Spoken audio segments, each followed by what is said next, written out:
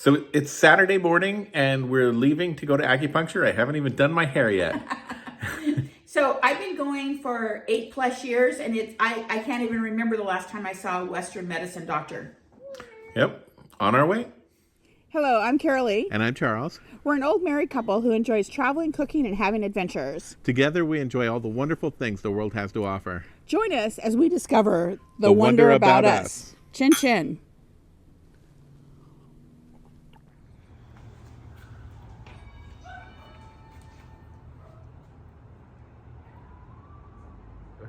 I'm Donna McAdams, and I've been an acupuncturist in Escondido since 2002, so 22 years now.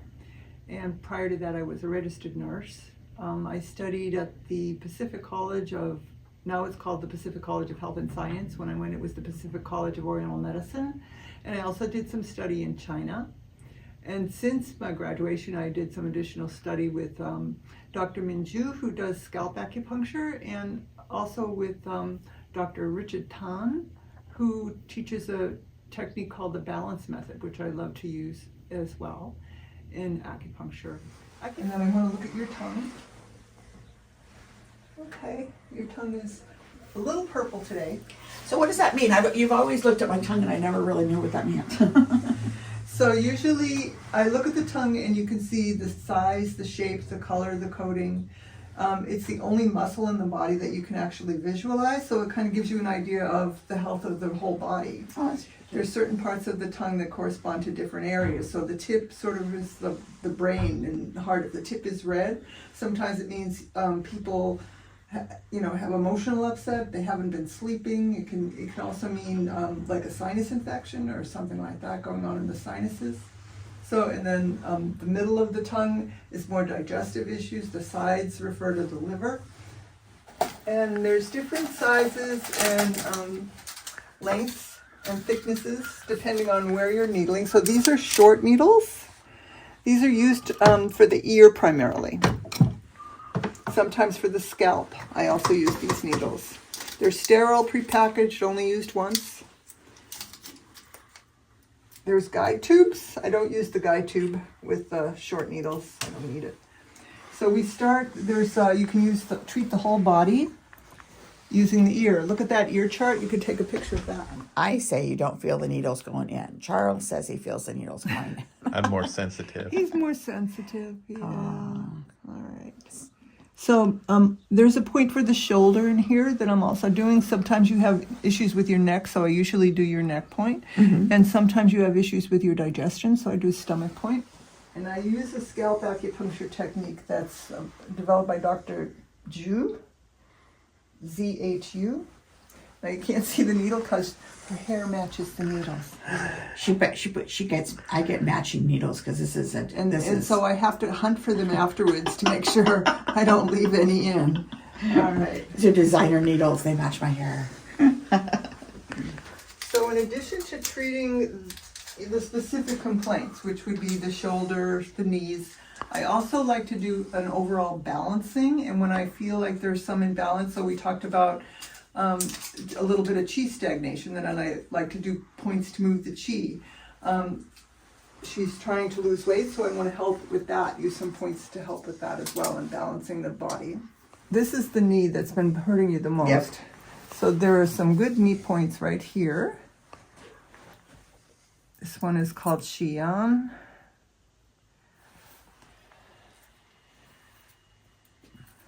And this one is called Stomach 35.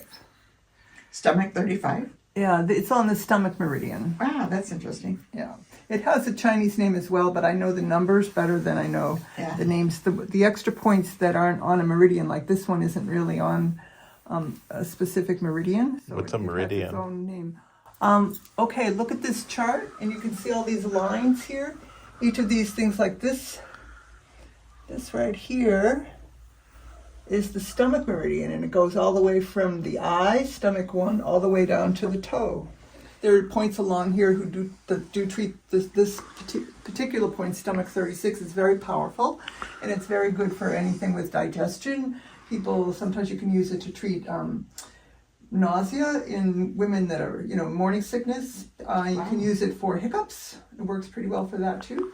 Or any kind of digestive order. It's also what we call in Chinese medicine wonderful for strengthening the energy, strengthening the qi. So I use it on both sides. There's also a point here that's very balancing. It's called spleen 6.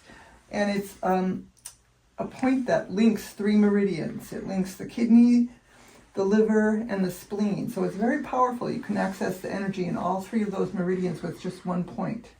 So if someone's had their spleen removed, is that still an effective point to use?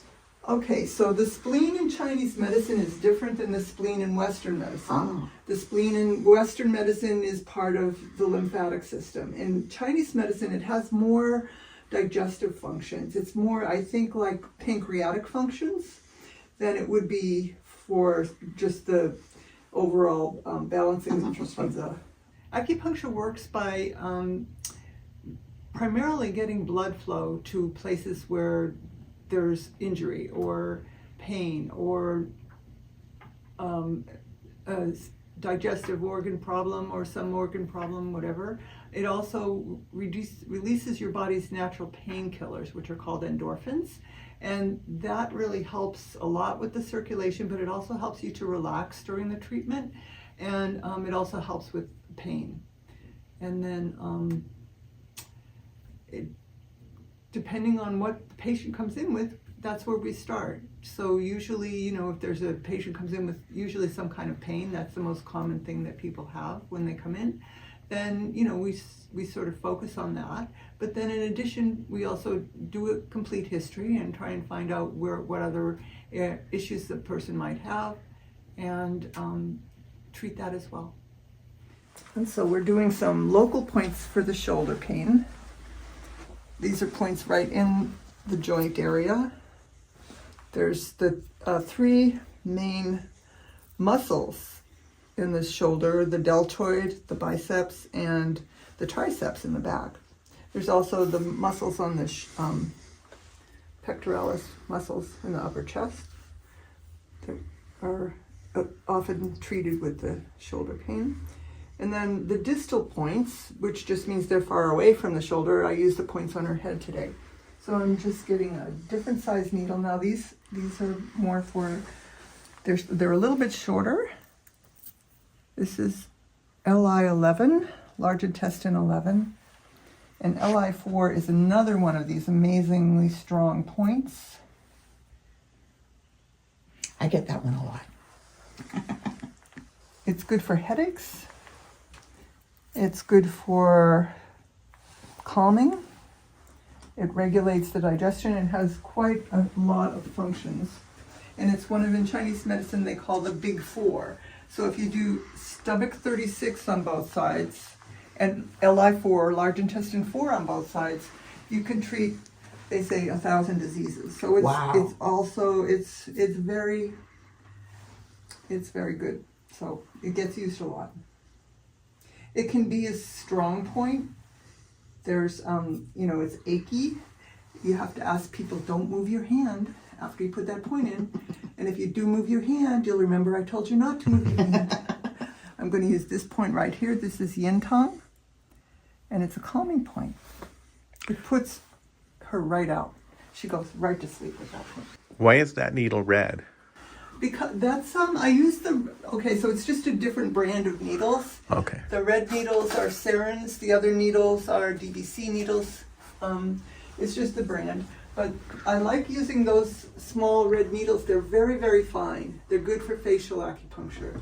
And for people that are very sensitive to needles. They're very thin.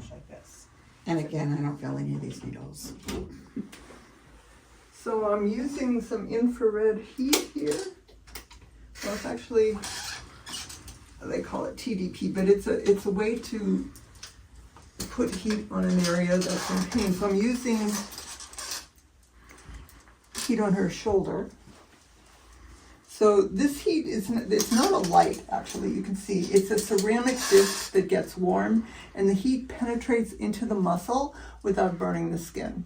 But I do use a timer, so it doesn't stay on too long.